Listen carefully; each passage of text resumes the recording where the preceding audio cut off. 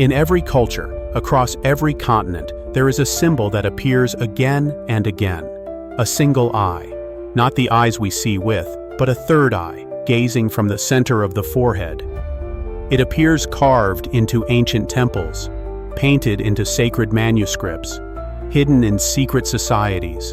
The Eye of Horus in Egypt, the Ajna Chakra in India, the all-seeing eye on Western monuments. But here lies the mystery.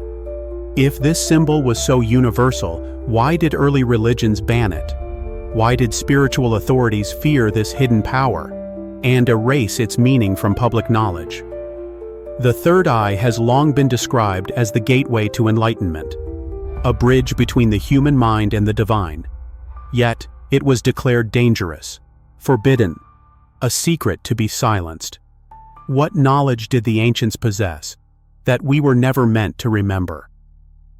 Tonight, we explore the hidden truth of the third eye, from ancient temples in India to papyrus scrolls buried in Egypt to secret chambers beneath the Vatican. This is the story of a power so profound, it had to be hidden. The story of the third eye begins thousands of years ago. In the Indus Valley of ancient India, spiritual seekers described an inner sight beyond ordinary vision. They called it the Ajna Chakra, the seat of wisdom. Picture a yogi seated cross-legged in meditation. His eyes closed, but his mind lit with visions. He speaks of a light glowing at the center of his forehead, unlocking truths about the universe. This was no metaphor. It was considered a real experience. Meanwhile, far across the deserts of Egypt, the Eye of Horus appeared on temple walls. This symbol, shaped like a human eye but marked with strange curves, was not merely art. Some scholars have noted its striking resemblance to the pineal gland, a tiny organ deep in the brain. Was this coincidence, or knowledge far ahead of its time? For the Egyptians, this eye symbolized healing, protection, and a link to higher consciousness. Priests invoked it in rituals. Pharaohs carried it into their tombs. And in Greece, philosophers like Plato spoke of a single eye of the soul through which truth and wisdom could be seen. The idea was everywhere. So what changed? Why did this once revered symbol become a target for suppression? The answer lies in the rise of organized religion and central authority. In the ancient world, knowledge was not always free. Mystical traditions, like the practices of Hindu sages or Egyptian priests, were kept within select groups. But as empires expanded, rulers and religious leaders sought to unify belief systems under one doctrine. Anything that threatened that control was seen as dangerous. The third eye was precisely that threat. Imagine this. If every person could awaken inner vision, could connect directly with the divine, then priests, kings, and intermediaries would no longer be necessary.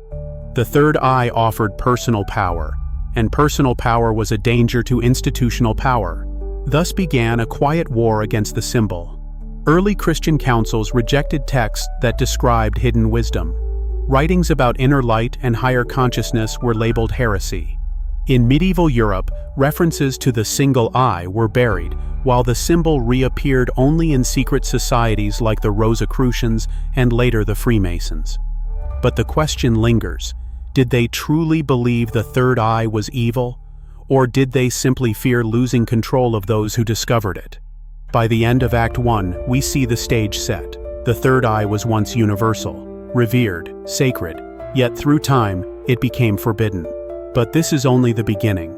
In Act 2, we'll follow its trail deeper, into hidden chambers of ancient temples, forbidden scriptures removed from the Bible, and even modern science's strange connection to this ancient mystery. The deeper we search into history, the more we realize that the third eye was not a myth. It was a global phenomenon. Ancient Egypt, the Eye of Horus. Imagine walking into the temple of Edfu in southern Egypt. Carved into the sandstone walls is the Eye of Horus, its gaze unblinking for over 2,000 years. The symbol is everywhere, on amulets, sarcophagi, and ritual tools. To the Egyptians, this eye was more than decoration. It represented healing and restoration. Myth tells us that Horus, the falcon god, lost his eye in battle. The eye was later restored by the god Thoth, making it a symbol of wholeness and spiritual vision. But here is where the mystery deepens. When viewed alongside modern anatomical drawings, the eye of Horus resembles the pineal gland and surrounding brain structures almost perfectly. How could the Egyptians, thousands of years before modern medicine, know the internal design of the human brain? India, the Ajna chakra. Now shift your gaze to the east. In India, the third eye was never hidden, at least not at first. Known as the Ajna chakra, it was considered the center of inner wisdom. Yogis believed that by focusing their meditation on this spot, they could pierce the veil of illusion and see ultimate reality. Even today, the bindi dot on the forehead is a cultural echo of this tradition. But beyond its surface meaning, the third eye represented the bridge between the material and the spiritual. It was both personal and divine. Yet, as political empires rose and religious systems hardened into dogma, this knowledge too became restricted. Only initiated seekers were allowed into the full teachings, while the masses were kept to external rituals. Greece and Rome, the eye of the soul. In Greece, philosophers like Plato hinted at this inner vision. He wrote of the eye of the soul, which, when cleansed, could see truth directly. The Stoics, too, spoke of a fire within, a light of consciousness. But when Rome became Christian, the open exploration of mystical knowledge was shut down. Many spiritual texts were deemed heretical, among them writings that referenced an inner light or secret vision. The forbidden texts. The Nag Hammadi Library, discovered in Egypt in 1945, contained Gospels long thought destroyed. Some of these writings speak of divine knowledge hidden within each human being, a spark of light, accessible not through priests or churches, but through direct experience. One striking passage describes Christ not as a distant savior, but as a guide teaching people to awaken the divine vision within themselves. For early church authorities, this was dangerous. If the faithful could find God within, the institution's power weakened. And so, these texts were declared forbidden. The third eye, as symbol and as practice, was pushed into secrecy. Medieval and Renaissance Europe, hidden in symbols. But the symbol never disappeared. It slipped underground, preserved in secret orders and encoded in art. Picture the grand cathedrals of Europe.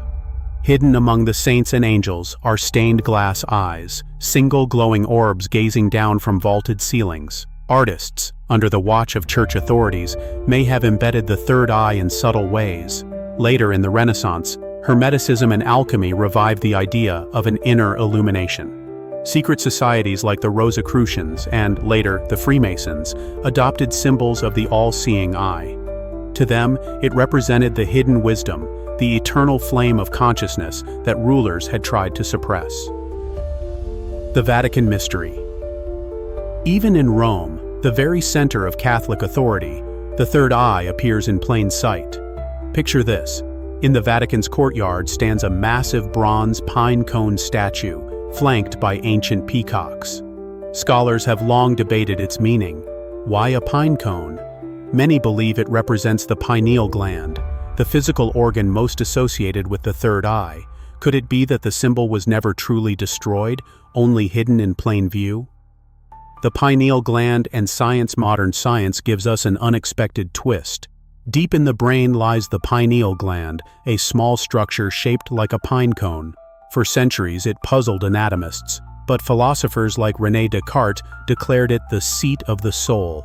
The gland regulates sleep cycles by producing melatonin, but mystics claim it does far more. Some suggest it releases powerful chemicals, such as dimethyltryptamine, DMT, which induce mystical visions. If true, the pineal gland might indeed be the biological third eye. Why it was banned. So why ban it?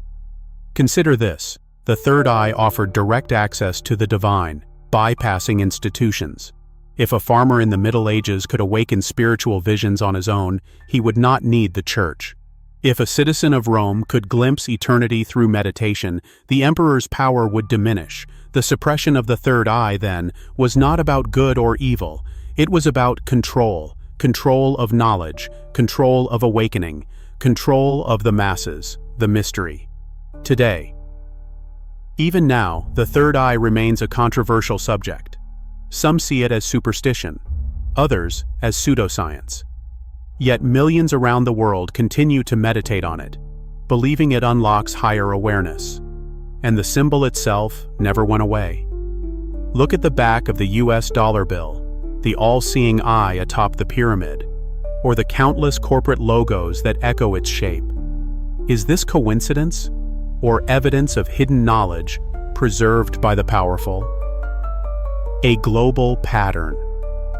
From Egyptian temples to Indian yogis, from Greek philosophers to Christian mystics, from secret societies to modern spiritual seekers, the third eye has been with us always. But the same pattern repeats. The knowledge rises, spreads, and is suppressed. Then it hides, waiting for the right time to re-emerge. Throughout history, the third eye has walked a strange path, revered by sages, carved into temples, painted into manuscripts, yet feared by rulers, silenced by religions, and hidden in plain sight. It has been called the Ajna chakra in India, the eye of Horus in Egypt, the eye of the soul in Greece, and even the seat of the soul by philosophers in Europe.